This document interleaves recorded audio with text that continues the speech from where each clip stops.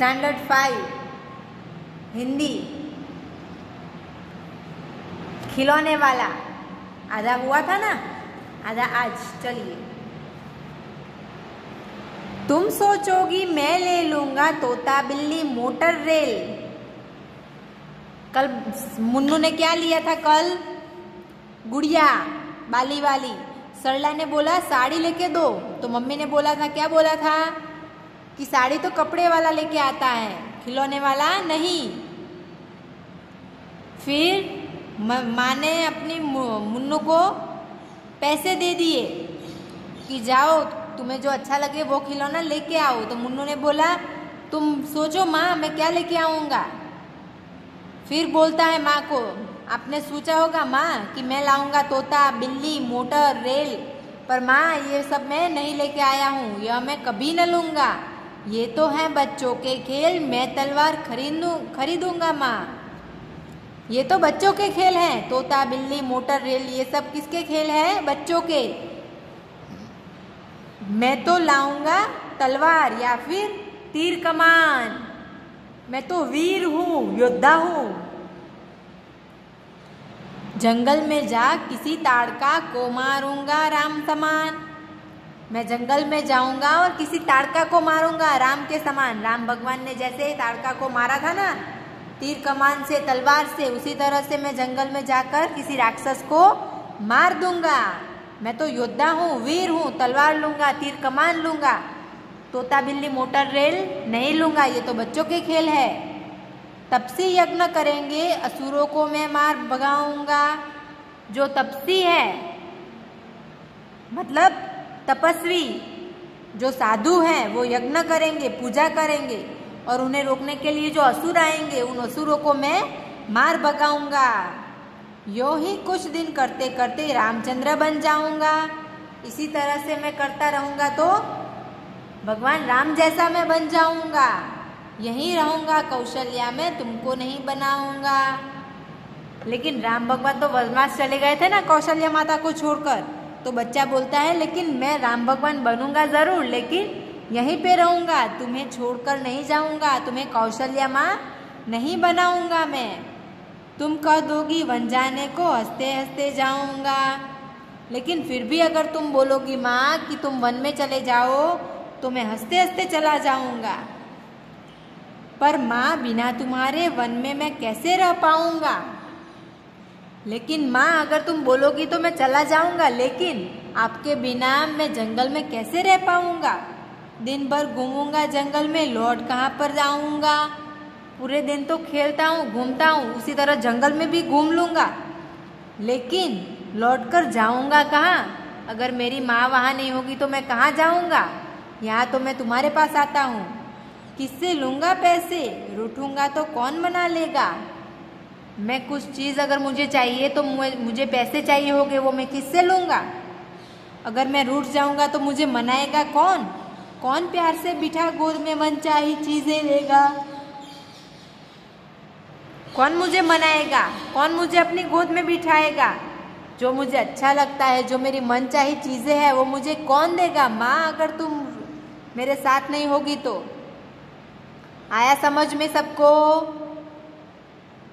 चलिए, ये नए शब्द है, होमवर्क में मिले थे ना कल।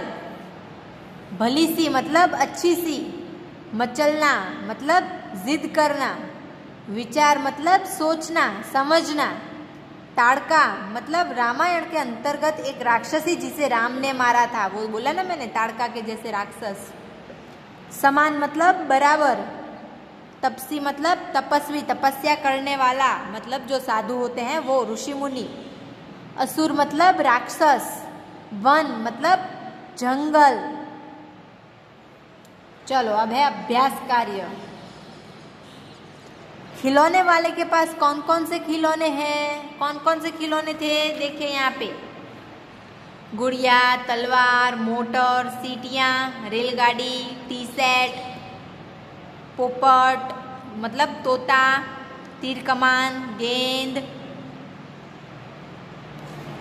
ओके। सरला क्यों मचल रही थी? सरला को साड़ी चाहिए थी, इसीलिए वो मचल रही थी। चलिए अब लिखना है आपको, ओके। बालक तीर कमान या तलवार लेने की जिद क्यों कर रहा था?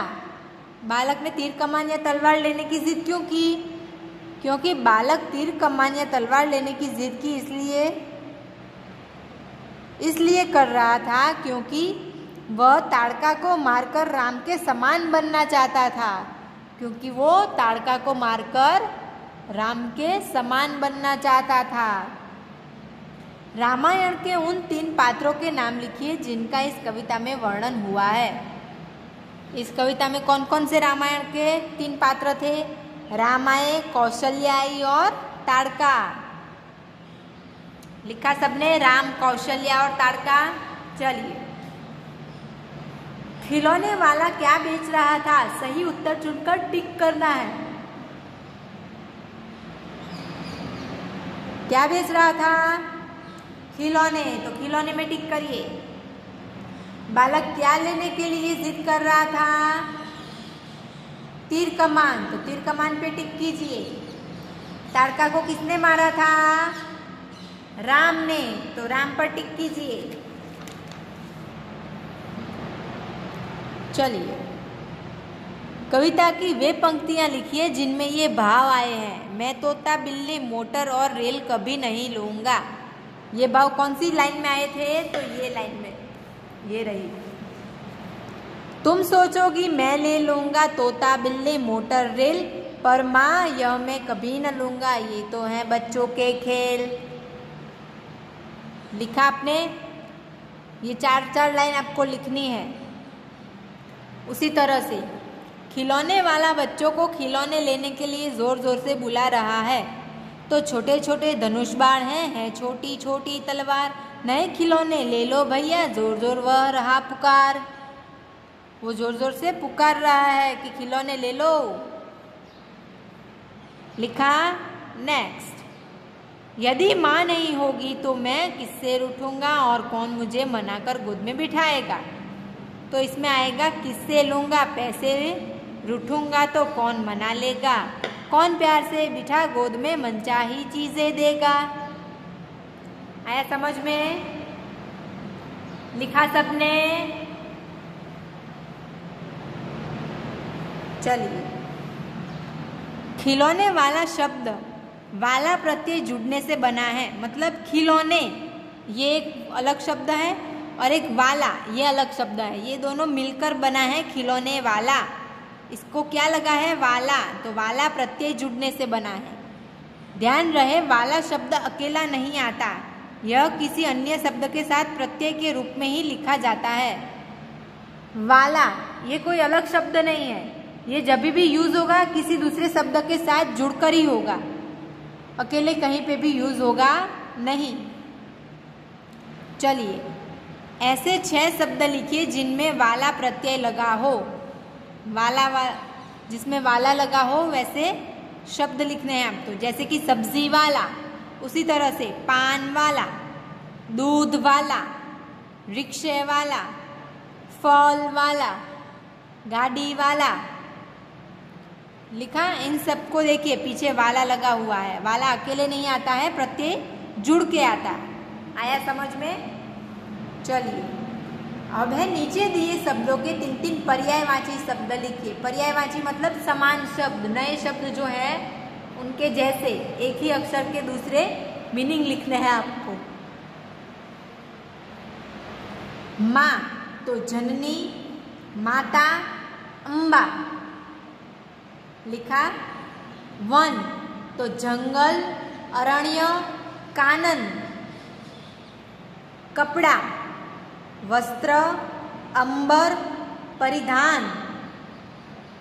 असुर, राक्षस, निशाचर, दानव। तलवार, कृपाण, खड़ग, असी। लिखा सबने? चलिए, नीचे दिए शब्दों की वर्तनी शुद्ध करके लिखिए। वर्तनी शुद्ध करना मतलब उस शब्द को अच्छे से लिखना है, वहां पे कुछ भूल है जो आपको सुधार के लिखनी है। वाण तो वाण नहीं होते, बाण होते हैं, तो आपको लिखना है बाण। असुर, असुर में ये दीर्घाऊ नहीं आता है, रस्वाऊ आता है। असुर छोटे ऊ की मात्रा लगती है। धनुष तो षटकोण का आएगा। रामचंद्र तो चंद्र में ऊपर रेफ नहीं आता है, नीचे 2 लाइन आती है। रामचंद्र। यज्ञ, यज्ञ नहीं होता है, यज्ञ होता है। रूठूंगा तो रूठूंगा में ये र में जो ऊ की मात्रा लगी है वो छोटी है, वो बड़ी लगेगी। ताड़का तो ड पंचाक्षर अक्षर है तो ड के नीचे बिंदु आएगा। कौशल्या नहीं होता है, कौशल्या होता है तो 2 मात्रा लगेगी। कौशल्या लिखा सबने।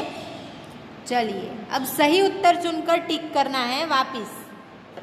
खिलौने शब्द के लिए सही विशेषण कौन सा है? खिलौने कैसे होते हैं? सुंदर, चालाक की मूर्ख? सुंदर, तो ये खिलौने के लिए विशेषण है। सुंदर खिलौने तो सुंदर आएगा। इनमें से कौन सा शब्द जंगल का समानार्थी नहीं है? समानार्थी नहीं है। वन, अरण्य और विटप, तो ये दोनों समानार्थी है। ये विटप जो है वो समानार्थी नहीं है, तो विटप में आएगा। टिक करिए। असुर शब्द का विलोम क्या है? विलोम मतलब विरोधी, उसका उल्टा। असुर का सुर, राक्षस की दानव तो सुर, तो सुर में टिक करिए। किया सबने? चलिए नेक्स्ट। तो यहाँ पे खत्म होता है आपका ये चैप्टर। ओके, ये आपको क्वेश्चन आंसर ये टिक करना है वो डायरेक्ट आंसर के साथ। ये पंक्तियाँ, ये वाला प्रत्यय, ये पर्यायवाची और ये दोनों आपको आपकी हिंदी नोटबुक में लिखने हैं। ओके, चलिए पेज टर्न कीजिए। ये है अभ्यास पत्र, मतलब एग्जाम में किस तरह से आ सकता है उसकी प्रिपरेशन है। चलिए लिखना साथ में। ओके, इन शब्दों के 2-2 पर्यायवाची लिखिए। पर्यायवाची मतलब समान अर्थ। माँ का समानार्थी क्या होता है? जननी, माता। यहाँ पे एक ही ब्लैंक दी है, आपको 2-2 लिखने हैं, तो जननी, माता। राजा तो जनक, नृप। वन मतलब जंगल, कानन। कपड़ा मतलब वस्त्र और अंबर। आया समझ में सबको? अगर आपको एग्जाम में इस तरह से पूछा जाएगा तो आपको इसी तरह से आंसर लिखने हैं। ये आपकी एग्जाम की प्रिपरेशन के लिए यहाँ पे दिया गया है। ओके, चलिए अब वर्तनी शुद्ध करनी है आपको। निश्चय, ये गलत लिखा है तो आपको सही से लिखना है। ये बड़ी ई नहीं आएगी, छोटी ई की मात्रा लगेगी। निश्चय। ओके, विषैला तो श ये नहीं आएगा, षटकोण का आएगा विषैला। अत्याचारी नहीं आएगा, अत्याचारी आएगा तो आधा होगा। कौशल्या नहीं, कौशल्या। ओके, लिखा सबने? चलिए सही आंसर में टिक करना है। इनमें से कौन सा शब्द भाववाचक संज्ञा नहीं है? भाववाचक नहीं है। बोधिसत्व, प्रसन्नता, मधुरता, ये दोनों भाव पैदा करते हैं, प्रसन्न और मधुरता। बोधिसत्व नाम है, व्यक्तिवाचक है, तो बोधिसत्व में टिक करिए। इनमें से कौन सा शब्द विशेषण है? घायल, राजा, खिलौने वाला, तो घायल ये एक विशेषण है कि घायल हो गया है। टिक करिए। इनमें से कौन सा शब्द हाथी का पर्यायवाची नहीं है? पर्यायवाची नहीं है। गज, कुंजर, केसरी, तो केसरी में टिक करिए। इनमें से कौन सा सर्वनाम शब्द नहीं है? सर्वनाम नहीं है। कबूतर, वह, आपका, ये दोनों सर्वनाम है। कबूतर नहीं है तो कबूतर में टिक करिए। किया, नीचे दिए वाक्यांशों के लिए एक शब्द लिखिए। बहुत सारे शब्द हैं, उनमें से आपको एक शब्द बनाना है। जो दूर की सोचे, दूरदर्शी लिखिए। जिसे न्याय प्रिय हो उसे क्या बोलते हैं? न्याय प्रिय। लिखा? चलिए अब क्वेश्चन आंसर्स हैं। इसमें मौखिक लिखा है पर आपको लिखने हैं।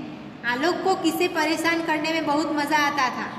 तो आलोक को पशु पक्षियों को परेशान करने में बहुत मजा आता था। राजा ब्रह्मदत्त किसके आश्रम में गए? तो राजा ब्रह्मदत्त महात्मा बोधिसत्व के आश्रम में गए। लिखा? ताड़का का वध किसने किया था? तो लिखिए, ताड़का का वध राम ने किया था। सूरज ने धरती पर किसे भेजा? तो सूरज ने धरती पर धूप की किरण को भेजा। यदि आपको रास्ते में कोई घायल पशु पक्षी मिले तो आप क्या करेंगे? क्या करेंगे आप? तो अभी तो सुविधा हो गई है कि हर जगह पे फ़ोन नंबर दिया गया है। पशु पक्षियों को अगर कुछ हुआ है, अगर आप कुछ नहीं कर सकते तो उस नंबर पे कॉल कीजिए, तो उनके डॉक्टर्स आकर उनको मदद कर देंगे। तो आप क्या करेंगे? अगर आपके आजू बाजू में कोई पशु पक्षी को कुछ हुआ है तो पहले तो देखेंगे कि छोटा सा घाव है कि बड़ा है कि क्या है। अगर छोटा हो तो आप अपने आप भी कर सकते हैं, लेकिन बड़ा हो आप कुछ नहीं कर सकते तो आप जानवर के डॉक्टर को कॉल कर सकते हैं और उन्हें इन्फॉर्म कर सकते हैं कि यहाँ पर ये एक प्राणी पशु पक्षी कोई परेशानी में है, तो आप उनकी मदद करिए यहाँ पे आकर। इतना तो कर ही सकते हैं ना हम, है कि नहीं? आया समझ में सबको? इस तरह से एग्जाम में आपको पूछा जाएगा। ये कोरोना की वजह से सबके घर पे ही एग्जाम लिखना है ना? तो बने तो आप खुद से ही लिखिए, बुक में ना देखें, तो ही एग्जाम अच्छे से दे पाएंगे। और स्कूल चालू होगी तब आपको पता चलेगा कि एग्जाम में इस तरह से लिखना होता है। अगर देख देख कर ही लिखेंगे तो जब लाइव एग्जाम होगी तब आप कुछ लिख नहीं पाएंगे। आ रहा है समझ में आपको? अच्छे से तैयारी करनी है और जो भी आपको क्वेश्चन आंसर्स पता है उस हिसाब से आपको अपने आंसर्स लिखने हैं। अगर गलत है तो कोई बात नहीं, अगली बार ज़्यादा मेहनत करना। गलत होगा तो ही आपको सुधारने का मौका मिलेगा और पता चलेगा कि मैंने कहाँ पे गलती की। अगर देख देख के ही लिखोगे तो कुछ गलत नहीं होगा और पता नहीं चलेगा कि आपको क्या आता है क्या नहीं आता है। आया समझ में? अच्छे से पढ़ना, ओके? तो ये भी आपको अपनी नोटबुक में लिखना है। तो आपका होमवर्क है पेज नंबर 34, 35, 36, तीनों के तीनों आपको आपकी हिंदी नोटबुक में लिखने हैं, ओके? आया समझ में सबको? ये रहा पेज नंबर 34, 35 एंड 36, ओके? आ गया समझ में? Thank you.